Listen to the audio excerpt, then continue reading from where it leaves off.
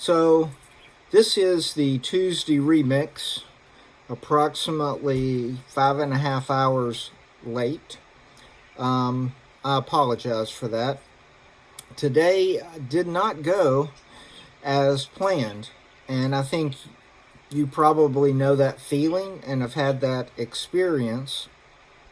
So hopefully I'm in good company with having had that be the case today. What I wanted to talk about today was remaining focused on the mission, which is somewhat ironic since I did not get this mission accomplished at the right time. But I think it's also somewhat poetic in that we often find ourselves struggling to stay on mission, to stay on point when we are functioning in a real world that, particularly in 2020, is somewhat chaotic and unpredictable. So there were some things that I was thinking about today about this, and I had a dear friend, really actually a family member that I was concerned about, and with some health issues, and that struck me as, this barrier that he has to overcome to continue on the trajectory of his life that he had planned. And that had me thinking about Nehemiah was in some ways in a similar situation with Sanballat and Geshem trying to intervene and create problems. You have the rich citizens of Jerusalem that were taking advantage of the poor and vulnerable. You had, from the very beginning, this very difficult task to accomplish in the first place.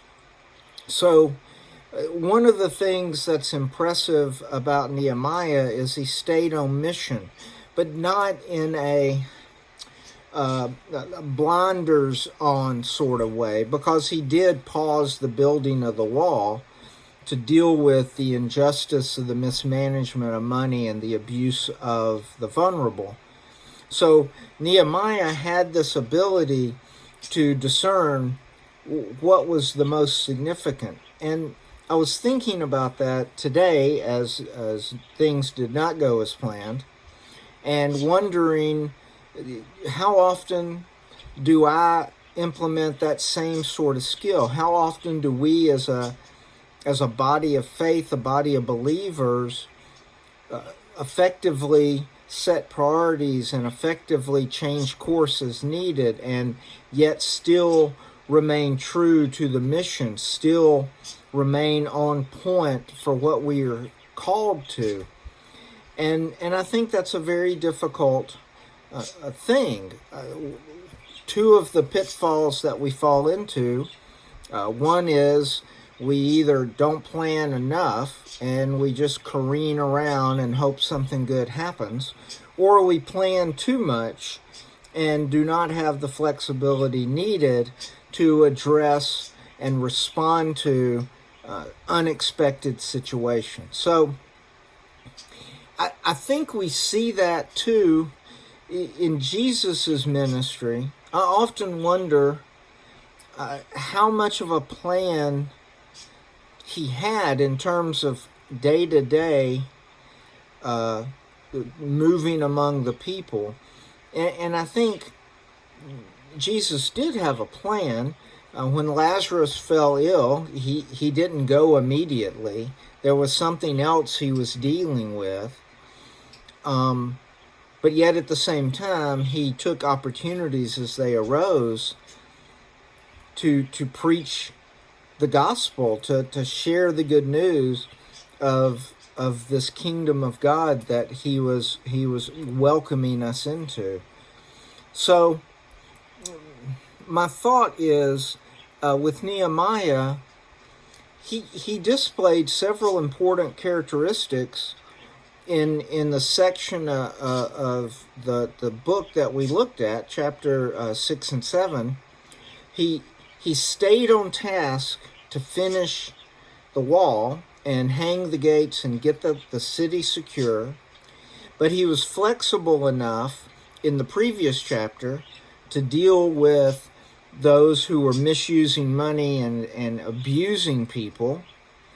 He stayed focused enough to not get distracted by these manipulative invitations by Sanballat and Geshem, even there at the end when they were essentially taunting him with this rude, demeaning sort of letter that wasn't sealed and didn't convey respect. He still stayed focused. So I see in Nehemiah this ability to plan. When he left the Persian king, he had a plan. He gathered resources. He put together an expedition that would work, that had the resources needed. So with Nehemiah, we see this mix of careful planning, but yet flexibility as needed to reflect God's compassion and love. We see self-control to not be goaded into action or manipulated and taken advantage of. We also see humility, because as the task is being completed, he begins making plans for his departure and for shifting power to other people. So Nehemiah has this wealth of capabilities, and I'm impressed with that. I find myself wishing that I could bring those different characteristics and capabilities together more effectively. And I think we as a body of believers, that we can do that. Maybe there's not a single person within the community of faith that we are part of that has all those characteristics, but together we have people whose gifts are careful planning. We have people whose gifts are compassionate concern and a heart for those who are abused or mistreated. We have those people who have the ability to be less structured and more responsive to the unexpected. We have those among us who walk in humility and are willing to take on leadership only as long as it's needed. As a community of believers, we have all those characteristics that Nehemiah reflected. I may not have all of them, and you may not specifically have all of them, but together as a corporate body of believers, we have all of those skills that we saw God making such tremendous use of with Nehemiah. And I'm looking forward to, not this week, but the next week, where we conclude Nehemiah and we look at this reading of the law and this rekindling, this revival of the faithful. It couldn't happen if the safety and security of the people hadn't been achieved. We couldn't get to chapter 8 if we hadn't successfully navigated through chapters 1 through 7. So I'm looking forward to that. But my thought for today, the remix of today, is to look at those different characteristics that Nehemiah had and how God used them, and to find how we can use those same characteristics among us to further the kingdom and to truly make Riverside the oasis of love that it has so touched me now and in the years before, to be part of that family and that oasis. I like it. I like it very much.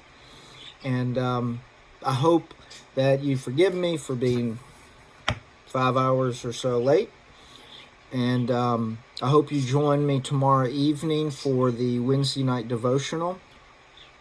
And I look forward to seeing you Sunday in the service, or having you join us through the streaming of the service. And I love you guys, and I appreciate very much how you welcome me and love me as part of this community at Riverside.